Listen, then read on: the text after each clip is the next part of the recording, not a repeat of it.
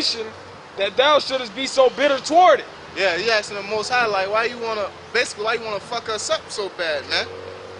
You know, like, you know, why would you create us if you're gonna fuck us up like that? Okay, go ahead. For in truth, there is no man among them that be born, but he have dealt wickedly. Yeah, there's no, and Esau always bring it out. All you half-steppers always bring it out that say, oh, hey, we all got sin, which is very, very true. But why not strive for perfection? Right. Okay? Why is that not a reason to do better, man? Okay? We all start out of shape. You know? Why not run? You know? And if you're not reaching your expectations, why not run more? You know? Like I always say, while you sleep, I'm working. You know? That's how you're supposed to be with these scriptures and being the truth, man. Okay? Yeah, stop settling for less, man. Yep. Settling for less. It says, and among the faithful, there is none which have not done amiss. Yep. So among the faithful, there's none that have not done wrong. You know what I'm saying? So everybody has guilt. You know what I'm saying? So Ezra is pleading that case, but he's mainly pleading it for the wicked. Okay? Go ahead.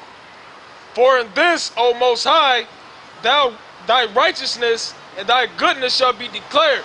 Yeah, say basically, if you, hey man, he was like, hey man, if you save the wicked, then your righteousness, you know what I'm saying, your mercy you'll show how merciful you are. You know?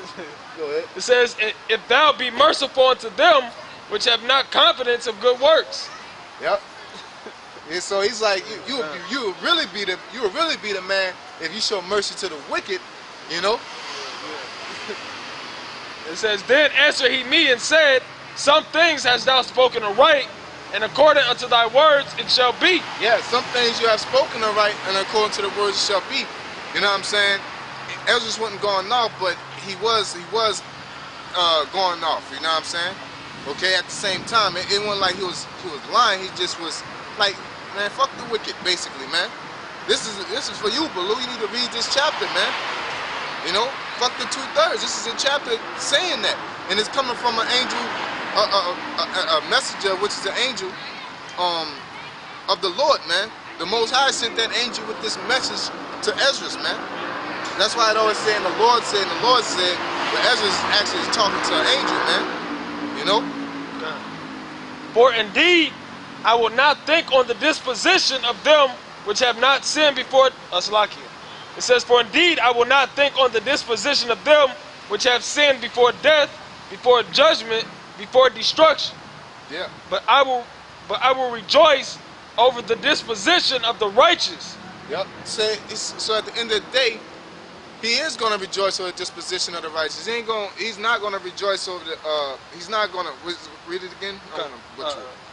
It says, for I indeed will not think on the disposition of them which have sinned before death, before judgment, before destruction. Yeah, he will not think upon the disposition of them before of their sin before death and destruction, but he will focus on the righteous, man. That's the whole thing. Is the Most High is focusing on your righteousness. You know what I'm saying? How much of a sincere effort that you're putting in, man. Okay? Go ahead. But I will rejoice over the disposition of the righteous, and I will remember also their pilgrimage and the salvation and the reward that they shall have. Yeah, basically the Most High is focused on the elect, man. The rest of you, basically everybody else can kick rocks, man. Okay? Go ahead. Like as I have spoken now, so shall it come to pass. For as the husbandman soweth much seed upon the ground, and planteth many trees, and yet the thing that is sown good in his season cometh not up, neither doeth all that is planted take root. Yeah, so that plant is talking about, and the seeds is talking about people. You know what I'm saying? When you crackers or you Edomites get mad when we say the Most High gonna put y'all to death ultimately, you be like, oh, well, why are we here then? Why would he put us here? Blah, blah, blah. Because everything that he plants down, everything that he puts down here is not gonna come up and rise as a plant, man. Same as when you put seeds down. That's why you sprinkle a bunch of seeds down, man. You know, you see farmers, they don't put one seed down and like, oh yeah, that's gonna grow. You know, they sprinkle them things out by the droves, man. You know what I'm saying? And some gonna grow and some don't grow. Okay? You have an understanding about that. You should have an understanding about people in this world. Okay, the Most High created everybody, but everybody wasn't created to live. Okay, because if that was the case, everybody would live. Nobody would die. So why would you, oh, I don't think the Most High just kill everybody. Kill everybody in Noah in the flood. You hear about 9/11. The Most High let that happen, man. Okay? If the Most High didn't want thousands and thousands of people to die, it wouldn't happen like that, man. The Most High lets that happen.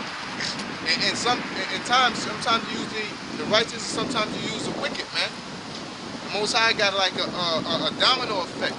He'll use Esau to kill all those people in 9/11, and then set it up and says this, and to go over there and get other people killed, and then start a world war, so ultimately he can come back. You know what I'm saying? It's a domino effect. But at the end of the day, the Most High got control of Satan. He got control of the angels on the right and the left hand side, basically, to go to execute his will, man. Because the Most High ain't gonna do nothing wicked, man. He got Satan for that, man. Okay? Go ahead. It says, even so is it of them that are sown in the world, that they shall not all be saved. That's a cut to those, the moon, man. yeah, those in the world, they should not all be saved. You can't sit there and say I was talking about, you know what I'm saying, not only the heathen, but it ain't talking about the 2/3 of Israel either. Because Ezra was considering himself to be one of those to be destroyed, right? Ezra is an Israelite. So it ain't talking about the whole Israel, no, it's talking about the heathens. And Israel is the only ones. No, man, 2/3 of Israel ain't gonna be saved either, man. Okay? Go ahead. I answered then and said, if I have found grace, let me speak. Right. Like as the husbandman's seed perisheth, if it come not up and receive not the rain in due season, or if there come too much rain and corrupt it, even so perisheth man also which is formed with thy hands. Yeah.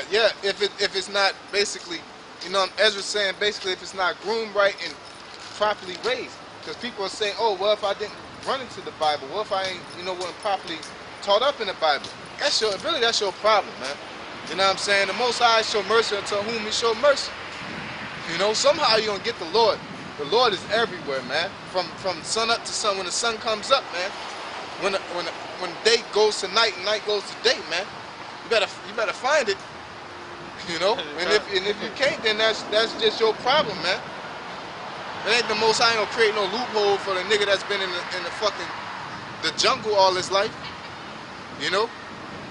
The Most High controls the spirits, man. He'll put a spirit on you to get right, man. He just says, I believe in Romans or Hebrews when he was going through the fact that he was like, if a man don't know a law and to keep it, is he wrong for that? No, he right, man. If you don't know nothing about not eating pork and you say, I don't want to eat that shit, man, it's nasty. You know what I'm saying? Is you wicked for that? Because you don't know the law? No, you right, man. So the Most High put a nigga in the jungle. He never read a scripture and he keep the bulk of the commandments and hate society and what, you know what I'm saying, hate the way the world is and have the same spirit of the Most High. He gonna make it, man. If he's an Israelite. Okay? Even so perisheth man, also which is formed with thy hands, and is called thine own image. Says, because thou art like unto him. Yeah. So Ezra is pleading the case, saying like, you know what I'm saying? You know, hey, we like you. You know what I'm saying? You made us. You made us into your own image. You know what I'm saying? But the image, really at the end of the day, is the law, statutes, and commandments. You know what I'm saying? They have that same mindset of the Most High. Okay? Because at the end of the day, that's who the Most High is worried about. He told Ezra, worry about the same thing. You gonna go into it though? Go ahead. It says, because thou art like unto him, for whose sake thou hast made all things, and liken him into the husbandman's seed. Be not wroth with us. And he made all things for our sakes. That goes into Ezra's, I think it's 4:46 or something like that. Yeah. Because he said you made the world for our sakes. So you can't say it's talking about the heathens. It's talking about the Israelites, man. You got it? Yeah, come on. This is 2nd Ezra, chapter 6 and 54. And after these, Adam also whom thou madest Lord of all thy creatures, Of him come we all, and the people also whom thou hast chosen. Yep, All, and the people whom thou hast chosen. Go ahead. all this have I spoken before thee, O Lord, because thou madest the world for our sakes. Yep. And Israel, Ezra is an Israelite. Okay? But that's all I wanted right there. This is back in 2nd Ezra chapter 8. And in verse 45, it says, Be not wroth with us, but spare thy people, and have mercy upon thine own inheritance, for thou art merciful unto thy creature. Then answered he me and said, Things present are for the present, and the things to come for such as be to come. Yeah, it's a time and season for everything, man. All right? Go ahead. For thou comest far short, that thou shouldest be able to love my creature.